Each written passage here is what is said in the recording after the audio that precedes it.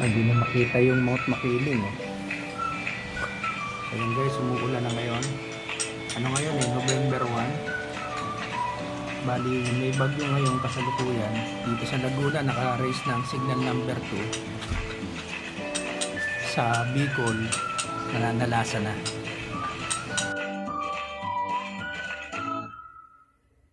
Peanut butter. Ayun.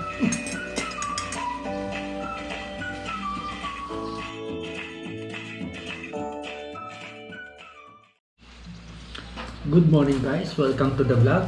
So, ang di-discuss natin ngayon guys, dahil medyo panahon na ng tag-ulan, ito ay kung paano nakaka-apekto yung pag-ulan sa ating sa ating pagmumotor, no, sa ating motor at pagmumotor. So, yan ay i-share ko sa inyo guys.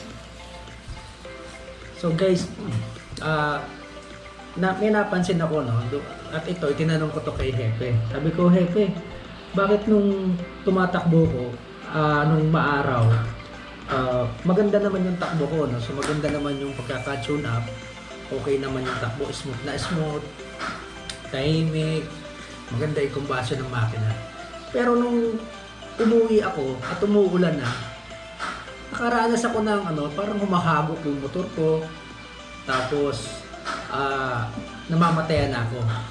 So ito yung explanation niya guys. Sabi ni Hepe, may kinalaman pala yung tinatawag na paglamig ng hangin, no? So yung paglamig ng hangin, siyempre yung makina kasi natin kailangan ng hangin para tumakbo, ano? So ang makina hindi tatakbo kapag walang hangin, walang gasolina at walang kuryente. So yung tatlo na yan ang essential sa pagpapatakbo ng makina. So, wala kang hangin, di ka tatakbo. Kung wala kang gasolina, mas lalong di ka tatakbo. At hindi rin aandar ang makina mo kung walang kuryente. So, yung tatlo na yun, no? Kaso, eto, pagka papasok yung gasolina at ang hangin sa ating makina, may may ratio yan kung gaano kadaming gasolina at kung gaano kadaming hangin. Kaya nga, tinitimpla yan guys. So yung air and fuel mixture. So, may halimbawa, ganitong amount ng gasolina, ganitong amount ng hangin, papasok yan dun sa cylinder, no? Tapos, gagawin ng piston, i-compress yan.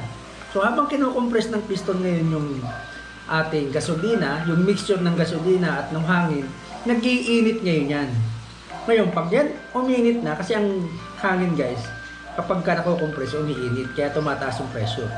Ngayon, pagka na-compress na yan, saka kami papasok ng spark plug, sisindihan ngayon, sasabog ngayon yun, mag-i-explode yun, gaganon ngayon yan yung so aandar ngayon yun. So ganun guys ang parang prinsipyo. So, pero, paano nakaka-apekto yung paglamig ng hangin? So, ganito yung guys. Yung hangin kasi, mayroon siyang molecular structure, no? So, ang mainit na hangin, mas moving yan. Kumbaga, mas mabilis yan kumilos, mas madali siya mag-explode. Kasi, less dense siya, no? Tapos, ang malamig na hangin, dahil malalaki yung kanyang molecular structure, medyo mahirap siyang sunugin.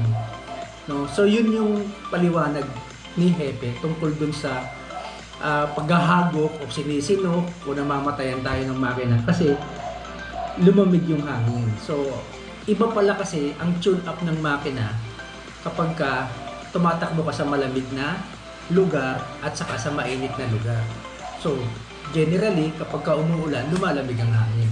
Pero yan guys, hindi pa masyadong extreme na sa atin kasi tropical country tayo eh. Mas extreme yan na mapapansin nyo doon sa mga lugar na nagyayelo. Mas matindi epekto ng paglamig. Kasi pati yung oil, yung viscosity ng oil, apektado, no?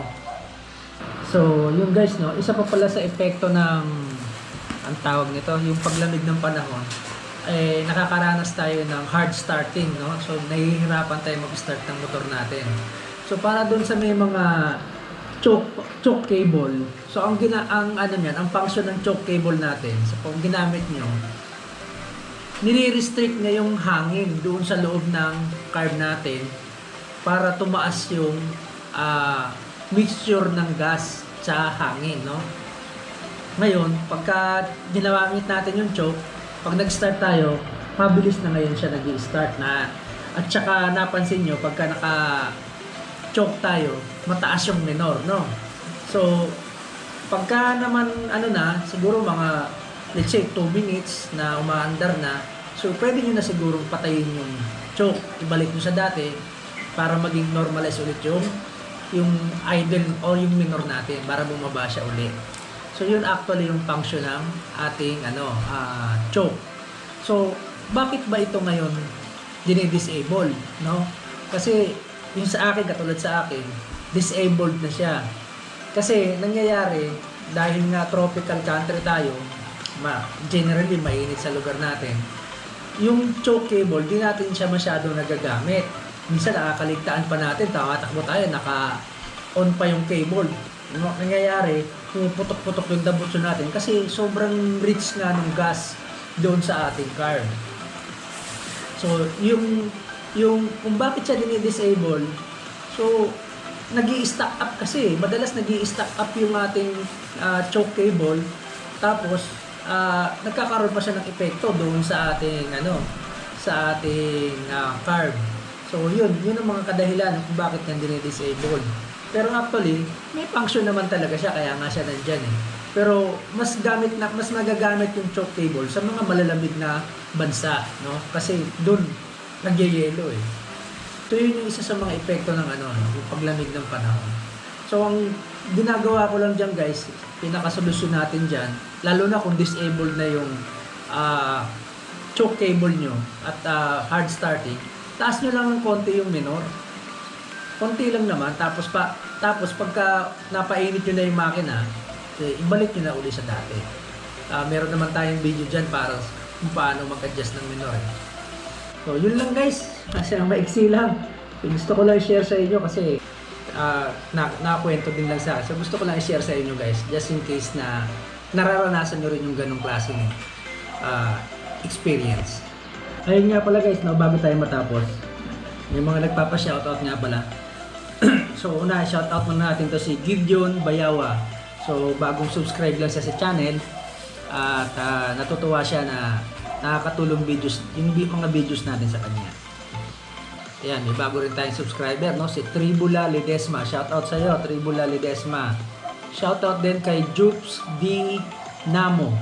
So Pilipino siya guys, OFW, naka-base sa Afghanistan. Shoutout din kay Zizarwin Official, no? Ayan. Kababayan ko siya. Shoutout din kay Paul Jason Villanueva. Oh, shoutout sa iyo, Paul.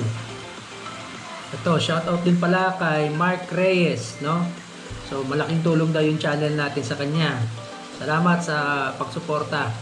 So, shoutout din pala guys dun sa mga guidance counselor ng San Beda University Rizal at saka yung mga security guard namin dyan sa San Beda University Rizal. So shout out po sa inyo guys.